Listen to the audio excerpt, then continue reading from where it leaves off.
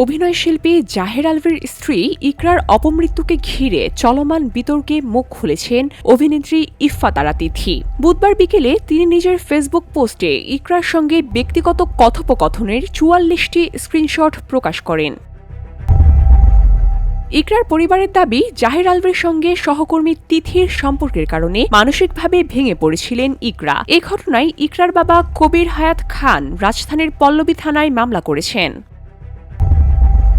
প্রসঙ্গত, কিছুদিন আগে একটি নাটকের শুটিংয়ের জন্য আলভী ও তিথি নেপালে যান। ২৭ ফেব্রুয়ারি ছিল তিথির জন্মদিন। এ সময় গুঞ্জন ওঠে তিথির জন্মদিন উদযাপনের জন্যই নেপালে শুটিংয়ের আয়োজন করা হয়েছিল। তবে অভিযোগটি অস্বীকার করেছেন আলভী। এরপর দিন অর্থাৎ ২৮ ফেব্রুয়ারি ইকরা মারা যান। এরপর থেকেই আলভী ও তিথির সম্পর্ক নিয়ে আলোচনা তীব্র হয়।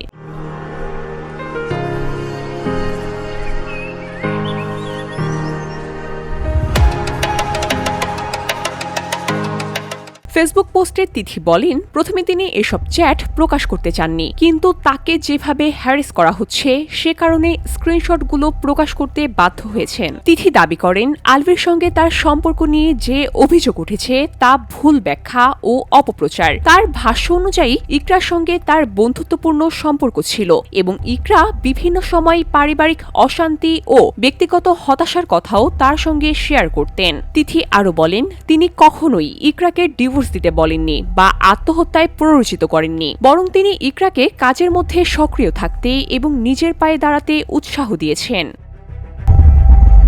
পোস্টের শেষে তিথি ইকরার আত্মার মাগফিরাত কামনা করেন এবং বলেন, যদি তার কোনো ক্ষতি হয় তাহলে সংশ্লিষ্ট সংগঠনগুলো যেন বিষয়টিকে তদন্ত করে। VOD Bangla news desk.